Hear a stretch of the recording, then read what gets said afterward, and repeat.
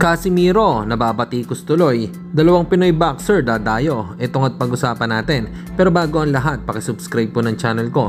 Huwag niyo na rin kalimutan i-click ang notification bell para lagi kayong una sa balita. Pag-usapan nga po natin mga kaboxing update sa mga laban Canelo Alvarez versus Terence Bud Crawford sa September 13, Las Vegas Super Middleweight Championship. At Pilipino prospect Elmer Zamora makakalaban ng undefeated fighter na si Seiko Tayise para sa bakanting IBF Intercontinental Junior Flyweight ngayong September 28 sa Orient Theatre in East London, South Africa. Kaya suportahan natin na magwagi sa laban ng ating pambato. Samantalang tila instant or good news naman ito para kay Pinoy prospect Jason Bison na makakalaban lang naman ito si Oscar Colasso sa September 20 at the Fantasy Spring Resorts Casino in Indio, California para sa WBA, WBO and the Ring minimum weight.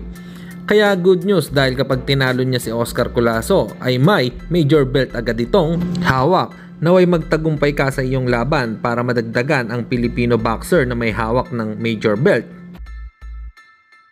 At sa kabilang balita naman tayo mga kaboxing dahil sa pinost ni Cuadro Alas It's My Boy sa kanyang social media account ang maraming pera ay nababatikos tuloy si Janrel Cuadro Alas Casimiro dahil sa kinuwang litrato na galing di umano kay Boss A. Dito nga po ay sumagot si Boss A, ang sinabi niya dito ay binura na po ni Idol Cuadro Alas yung photograph niya. Okay na po yun mga boss, salamat po.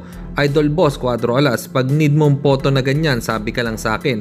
Para hindi ko na ipopost, isesend ko na lang sa'yo. Pwede kong triplihin yung dami or times 5 natin. Pero sabihan mo lang ako agad para makapag-withdraw muna ako para mas nakakaakit sa ipopost mo. Pag need mo pang post, sabi ka lang thanks boss. Medyo hindi mahangin po si Boss A, mukhang mabait po ito. Bagamat alam naman po ng karamihan kung sino ang may hawak ng account na ito. Ito po ay si Kuya Lods, si Coach Jason Casimiro. Para sa inyo mga kaboxing, ano po opinion nyo rito? Comment lang kayo sa ibaba. Hanggang dito na lang muna ang ating balita. Dito na lang ang aking boxing news report. Babu!